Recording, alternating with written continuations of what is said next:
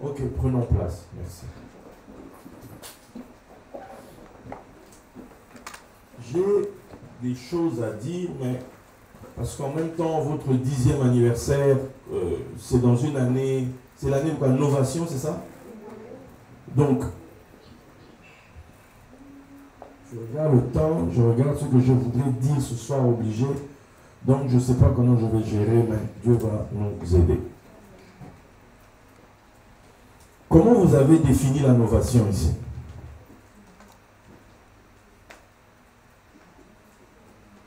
C'est là qu'on voit ceux qui sont à l'église depuis le début de l'année.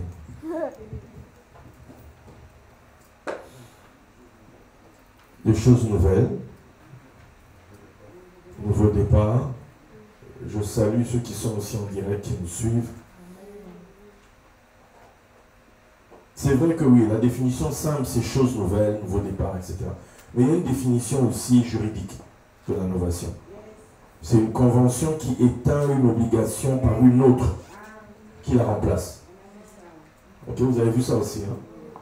Donc en fait, si on doit prendre un synonyme, ça serait un autre mot qui est proche. Oui, nouveau contrat, qui annule le précédent. Mais là, je voudrais vous emmener, c'est aussi un mot qui est innovation. Ok? Innovation. Ça, c'est mon départ hein, de l'enseignement, pour que vous compreniez qu'est-ce que je voudrais faire. Dans ce mot innovation, c'est un terme que l'on retrouve en économie. Ceux qui ont fait un peu quelques tours par là-bas ont dû entendre parler d'un monsieur qui s'appelle Joseph Alois Schumpeter. Hein, ceux qui ont fait quelques lectures. Et ils vont savoir que ce monsieur-là a établi que l'innovation était la base même, la dynamique du capitalisme. Ok, l'innovation. Qu'est-ce qu'il dit? Il fait la différence entre l'innovation et l'invention.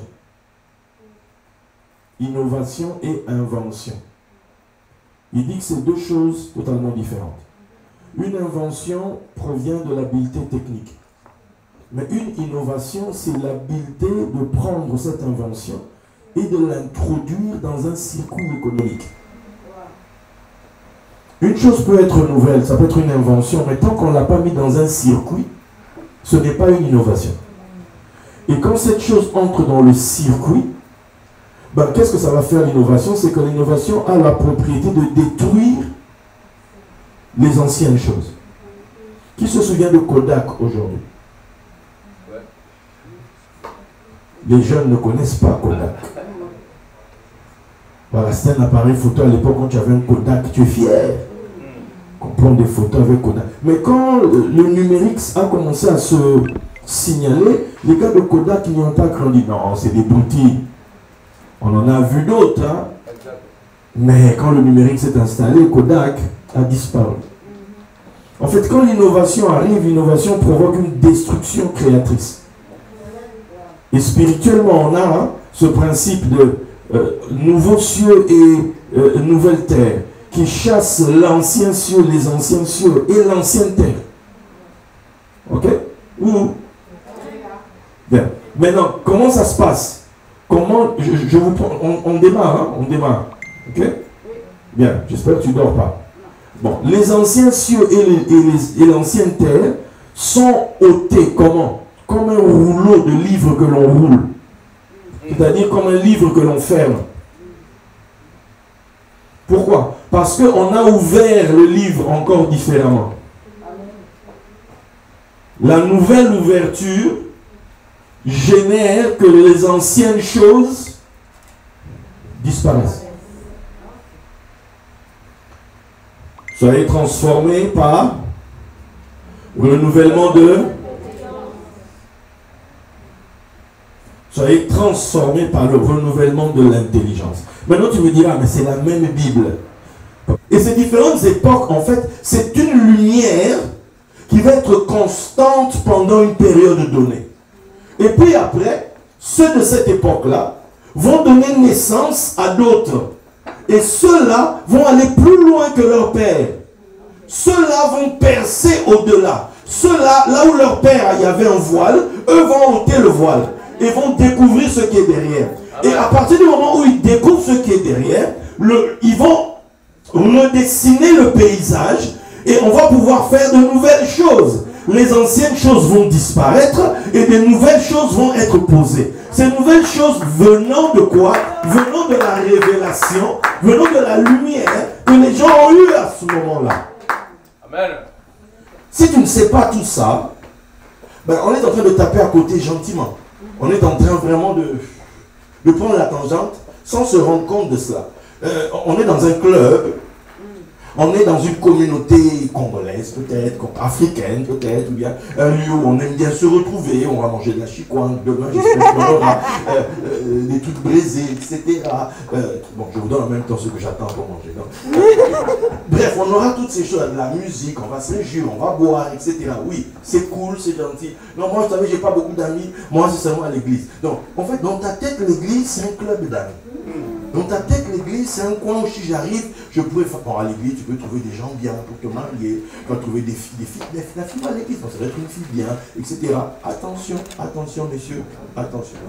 Mesdames aussi, attention, tu ne sais pas en réalité. Okay? Bon, l'église, c'est aussi un lieu où il y a beaucoup de vernis, hein, mais il faut bien gratter derrière pour voir qui est la personne. Ça, par contre, tu le sauras à la maison. Et si pour le coup, tu as fait les choses vite, ça va devenir compliqué à gérer derrière. Pourquoi? Parce que l'église dans ta tête a une définition qui ne tient pas la route. La définition de l'église que tu as, elle est fausse, elle est obsolète en fait. Donc, elle ne va pas te produire, elle ne peut plus servir. Ce sont les vieilles définitions d'avant. Mais tu ne peux pas venir utiliser des logiciels, des Windows 1 de l'époque ou Windows 2. Aujourd'hui, sincèrement, quand on te regarde, on se demande, mais tu viens d'où? Tu sors d'où, monsieur? Tu sors d'où? Tu vois? Tu sors d'où? Pourquoi? Parce que ça ne s'est plus adapté. Le monde évolue. Le monde change. Les choses évoluent de différentes manières. Maintenant, toi, si tu n'as pas la définition de l'Église qui traverse les époques, tu es coincé. Si tu n'as pas la bonne définition, toi qui viens à l'église, tu vas te dire, non, je cherchais le monde, les définitions toujours. Je suis allé à l'église, j'ai trouvé le monde à l'église. Je te regarde et je dis, est-ce que toi-même tu as compris de quoi il s'agit? Est-ce que tu as compris? Les gens qui viennent à l'église, on les a sortis d'où? On les a sortis d'où? C'est du monde. Ils viennent à l'église. Tu penses que dès qu'ils sont arrivés, le monde les a quittés? Tu n'es pas ici pour je ne sais pas prouver quoi à qui. Tu es ici parce que tu réponds à l'appel. Amen. Donc, on suppose que tous ceux qui sont à l'église sont conscients que eux aussi ont été appelés. Je ne parle pas encore aussi du ministère et compagnie. Quand je dis appel ici, ce n'est pas l'appel du ministère. On a dit le pasteur, non, ce n'est pas ça dont on parle. Le texte dit que Dieu de toute grâce, qui m'a appelé, oui je sais pas, mais moi, qui m'a appelé en Jésus-Christ. À quoi? Il m'a appelé à sa gloire éternelle.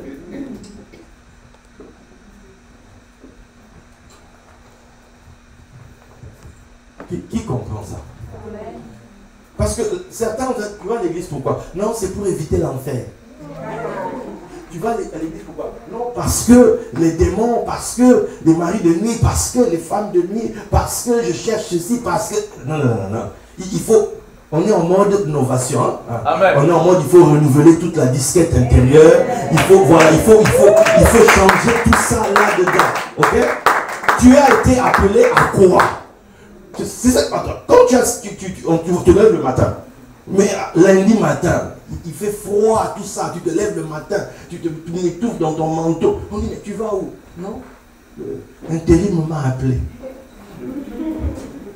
Ou bien, pourquoi faire? Pour aller travailler. Tu travailles gratuit? Non. C'est pour ça que tu affrontes le froid. On te voit dehors, tu attends le bus. C'est froid, le froid te chicote le visage, mettez là, c'est bon ça.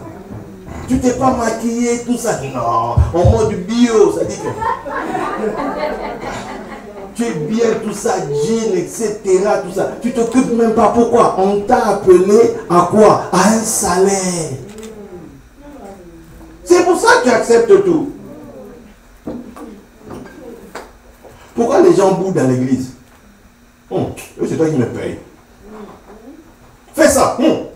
Boni Boyoko. Je fais un peu mon congolais.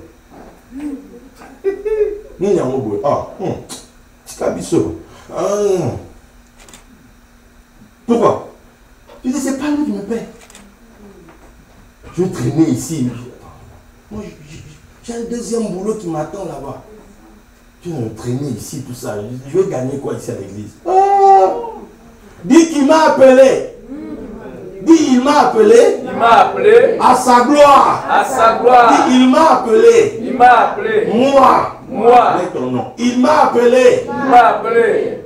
Moi, je suis un cadeau. À sa gloire. La grâce qui va sauver, etc. La vie chrétienne, nous avons tous commencé avec. Tous ont et sont de quoi? Tous ont péché et sont privés de la gloire. Maintenant, dans le tous là, c'est tout le monde. Oui. Maintenant, l'église, c'est ceux qui sont appelés hors de tout le monde là.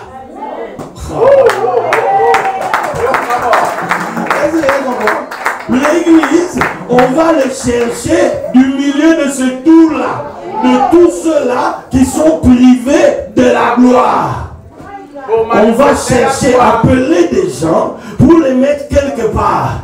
Mais dans ce quelque part, les responsables doivent savoir, on est ici dans quel but, on va dans quelle direction. Toute personne qui entre ici, voici le but qu'on doit poursuivre. On va quelque part. Amen. Ce quelque part, c'est la gloire. Amen. Nous sommes des pierres vivantes, des pierres d'une maison dans laquelle Dieu veut faire résider sa gloire. Amen. Il dit la gloire de cette dernière maison sera plus que la gloire de la première. Amen. Une maison est bâtie par des pierres. Amen. Et c'est vous des pierres vivantes, des hommes, des femmes pétris de gloire, et remplis de gloire. Est-ce que quelqu'un est en train de comprendre? Amen. Maintenant, quand on dit ils sont privés de la gloire, ok, il faut déjà, on va essayer de comprendre privé, hein? Le synonyme de privé. Privé de la gloire. Synonyme de privé, c'est abstenir, éviter, dénuer, dessaisir, exploiter, opprimer, refuser, supprimer, carencer, dépouiller, empêcher, frustrer, rançonner, sevrer, soustraire, ôter, démunir, révoquer, affamer, brimer, déposséder, destituer, frauder, paupériser, retirer, appauvrir, apprivoiser, confisquer, déshériter, enlever, interdire, ravir, détourner, exhéréder, nuire, spolier. Wow. Ils ont tous péché, ils ont manqué le but à atteindre, donc ils ont été spoliés de la gloire. Wow. Ils ont été dépouillés de la gloire. Ils ont été dépossédés de la gloire. C'est ça. Wow. Donc quand on te retire la gloire, on te laisse quoi?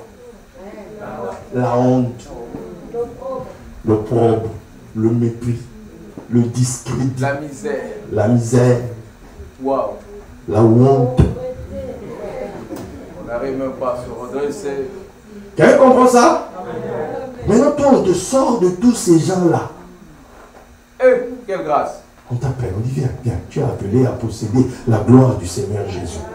Viens rejoindre un groupe de personnes, ensemble, les appeler hors d'eux. Vous êtes appelés pourquoi? Pour posséder la gloire. Vous avez un destin commun, être des partenaires dans la gloire, dans un futur à venir. Donc, on ne va pas se faire souffrir, on ne va pas se mépriser, on ne va pas se marcher les uns sur les autres, parce qu'on est en train de se préparer ensemble à entrer dans la gloire. On ne veut pas ensemble à régner ensemble. Je suis en train de parler à quelqu'un ici. Je suis en train de parler à quelqu'un ici.